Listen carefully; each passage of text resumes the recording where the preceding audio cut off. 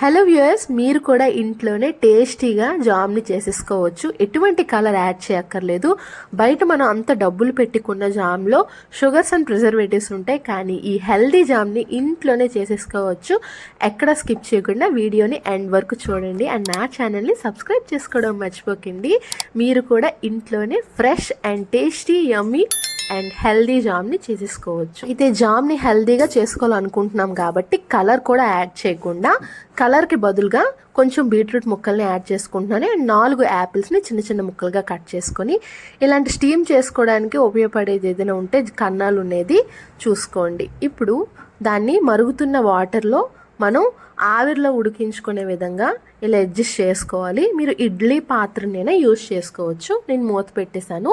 ఇలా ముక్కలు బాగా మగ్గినంత వరకు మనం స్టీమ్ చేసుకోవాలి. ఇంకా స్టవ్ ఆఫ్ చేసుకొని వీటిని మిక్సీ చేసుకోవాలి.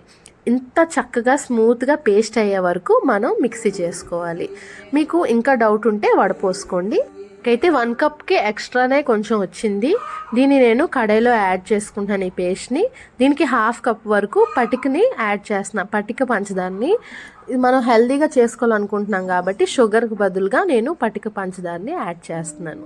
ఇలా యాడ్ చేసుకొని బాగా మిక్స్ చేసుకోవాలి. కలపడం మాత్రం మర్చిపోకుండా ఇలా దగ్గర పడినంత వరకు మిక్స్ చేసుకొని చిటికెడు సాల్ట్ టేస్ట్ కోసం యాడ్ చేసుకుంటున్నాను. ఇలా జామ్ మొత్తం కూడా ఇలా దగ్గరికి అయినంత వరకు మనం ఇలా కలుపుతూ ఉండాలి. మనం జామ్ ప్రిపేర్ అయ్యింది అనేది మనం ఎలా తెలుసుకోవాలి అంటే, ఒక ప్లేట్ తీసుకొని ప్లేట్ మీద ఇలా జామ్ని దగ్గరగా అయిన జామ్ని యాడ్ చేసుకొని ప్లేట్ని స్ట్రైట్గా పెడితే ఆ జామ్ అనేది కిందకి జారకూడదు. అంటే పర్ఫెక్ట్ కన్సిస్టెన్సీ వచ్చినట్టే, కుక్ అయిపోయినట్టే. మీరు ఇంకా స్టవ్ ఆఫ్ చేసుకొని చల్లారిన తర్వాత ఇలా బ్రెడ్కి స్ప్రెడ్ చేసుకోండి. బయట కొన్ని జామ్స్కి ఏమాత్రం తీసుకోకుండా చాలా టేస్టీగా ఇంకొంచెం ఎక్కువ టేస్ట్గా ఉంటుంది అండ్ మీ పిల్లలకైతే చాలా చాలా నచ్చేస్తుంది. మనం ఎంత హెల్తీగా చేసుకున్నాం కాబట్టి పిల్లలకి మనం 1 మంత్ వరకు దీన్ని స్టోర్ చేసి ఇవ్వచ్చు. అండ్ ఇలాంటి ఎన్నో రెసిపీస్ కోసం నా ఛానల్ లైక్, షేర్, సబ్స్క్రైబ్ చేసుకోవడం మర్చిపోకండి. Thank you for watching my video viewers. Have a nice day.